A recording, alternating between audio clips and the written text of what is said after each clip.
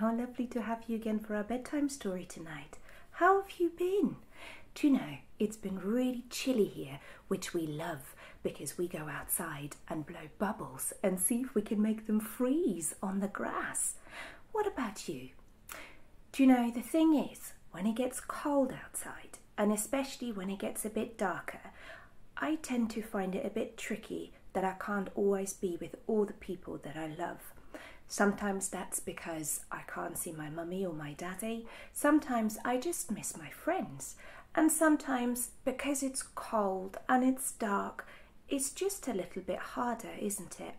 So I have chosen us a bedtime story that talks about how we stay connected even when we can't see each other. So, are you in your favourite pyjamas? Are you snuggled in tight with your favourite cuddly? Great, then let's go. For tonight's story, I've chosen us The Invisible String, written by Patrice Cast and illustrated by Joan Lou Freetoff.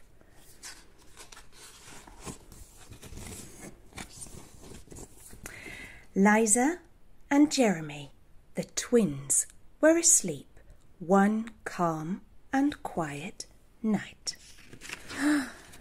Suddenly, it began to rain very hard.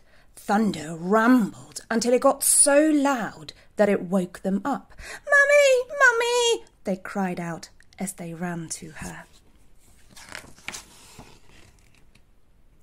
"Don't worry, you two. It's just the storm making all that noise. Go back to bed." "We want to stay close too," said Jeremy. "We're scared." Mum said, "You know we're always together, no matter what." "But how can we be together when you're out here and we're in bed?" said Liza. Mum held something right in front of them and said, "This is how."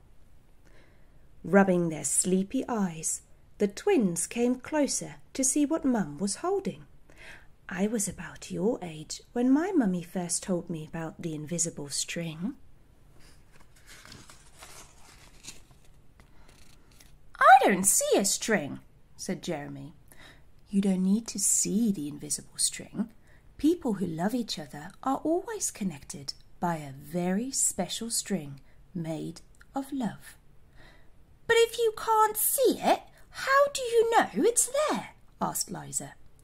"Even though you can't see it with your eyes, you can feel it with your heart and know that you are always connected to everyone you love." When you're at school and you miss me, your love travels all the way along the string until I feel it tug on my heart. "And when you tug it right back, we feel it in our hearts," said Jeremy. "Does Jasper the cat have an invisible string?" Liza asked. "She sure does," said Mum. "And best friends, like me and Lucy?" asked Liza. "Best friends too." "How far can the string reach?" "Everywhere and anywhere," Mum said. "Would it reach me even if I were a submarine captain deep in the ocean?" asked Jeremy. "Yes," Mum said, "even there." "Or a mountain climber?" "Even there." "A dancer in France?" "Even there." A jungle explorer?" "Even there." "How about an astronaut out in space?" "Yes, even there." Then Jeremy quietly asked, "Can my string reach all the way to Uncle Brian in heaven?" "Yes, even there." "Does the string go play when you're mad at us?" "Never," said Mum. "Love is stronger than anger. And as long as love is in your heart, the string always will be there."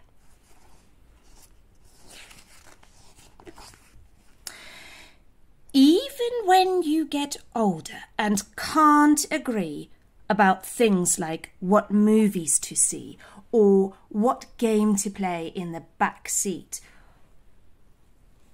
or what time to go to bed. "Oh, that's right, you two should be in bed." And with that, they all laughed as Mum chased the twins back to their beds. Within a few minutes, they were asleep, even though the storm was still making the same loud noise outside. As they slept, they started dreaming of all the invisible strings they have, and all the strings their friends have, and their friends have, until everyone in the world was connected by an invisible string. And from deep inside, they now could clearly see no one is ever alone.